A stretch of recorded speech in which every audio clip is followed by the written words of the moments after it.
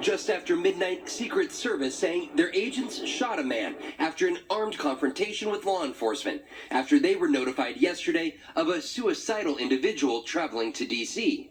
According to two senior law enforcement officials, the suspect is 27-year-old Andrew Dawson, driving this white Chrysler sedan from Indiana. Units approached from the 18th Street side.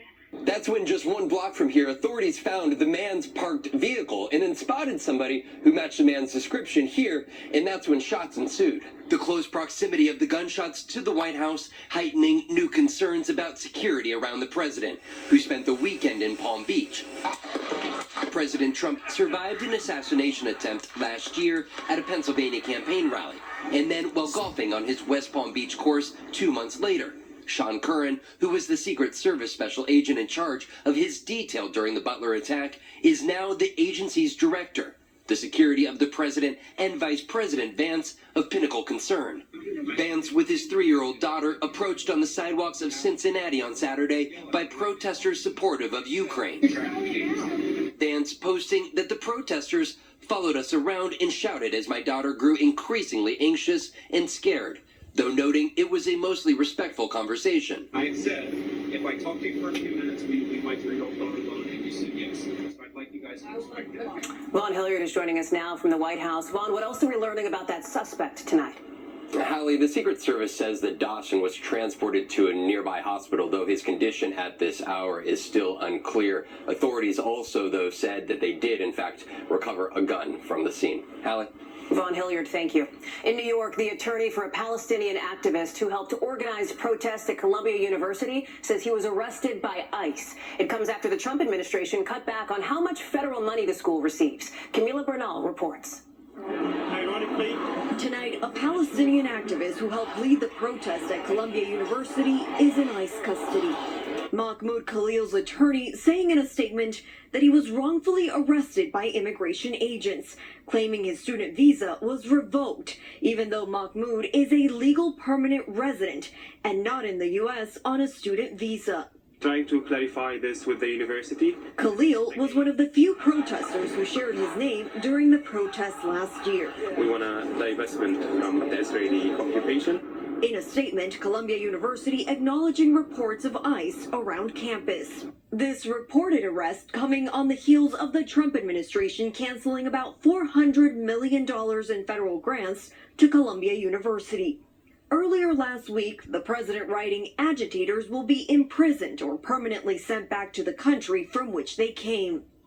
NBC News has reached out to the State Department, the Department of Homeland Security, and ICE. The State Department says they cannot comment on individual visa cases. Khalil's attorney says they are unaware of his whereabouts right now. Hallie? Camila Bernal, thank you. To politics, and the clock now ticking for Congress to avoid a government shutdown soon. Republicans revealing their new plan to keep things up and running, but it's not clear if they actually have the votes to pass it. Here's Yamiche Alcindor. Tonight, the countdown to a potential government shutdown is on as a Friday night deadline looms large. House Speaker Mike Johnson unveiling a new bill that would fund the government through the end of September. But it's not clear whether Johnson has the votes to pass it, with some Republicans already criticizing the legislation. The CR is terrible on defense and the border. The so-called clean continuing resolution does include an increase in defense spending while reducing non-defense spending. President Trump urging his party to support the bill, writing online, all Republicans should vote please, yes, next week. And though Republicans control the House and Senate, the slim majority in the House means just 2 Republican defections there could derail the bill. And there's already trouble with 2 GOP congressmen. Thomas Massey is a no, and Brian Fitzpatrick is undecided. But I think we're really going to be learning over the next 24 hours what's in it and what's not in it. The bill would also require Democratic votes in the Senate, and many in that party are accusing Republicans of recklessly cutting things like health care and nutritional assistance. I would argue we are already in a partial government shutdown, and that's because of what Elon Musk and his Doge frat bros are doing. And amid increased economic uncertainty about federal cuts and a possible shutdown, President Trump saying this when questioned about whether he is expecting a recession this year. I hate to predict things like that. There is a period of transition because what we're doing is very big.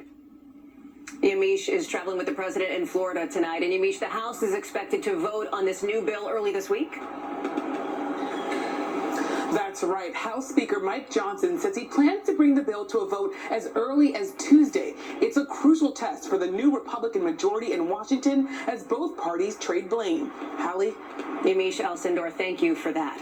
And of course, the economy could be affected by any new tariffs on Canadian products, a challenge for the next leader of Canada. And tonight, a critical election there to replace Prime Minister Justin Trudeau. Molly Hunter is following that race and joins us now with more. And Molly, we have just learned in the last couple of minutes who the winner is. Hallie, that's right. Minutes ago, we have learned there is a new incoming Canadian Prime Minister. It is Mark Carney, who won the leadership contest tonight by a landslide, Hallie, getting 85.9% of the vote. He's the former governor of the Bank of Canada and Bank of England. And Canadians tonight, Hallie, are hopeful that Carney will steady the ship and offer a reset in their relationship with President Trump amid the trade war and threats about annexing Canada.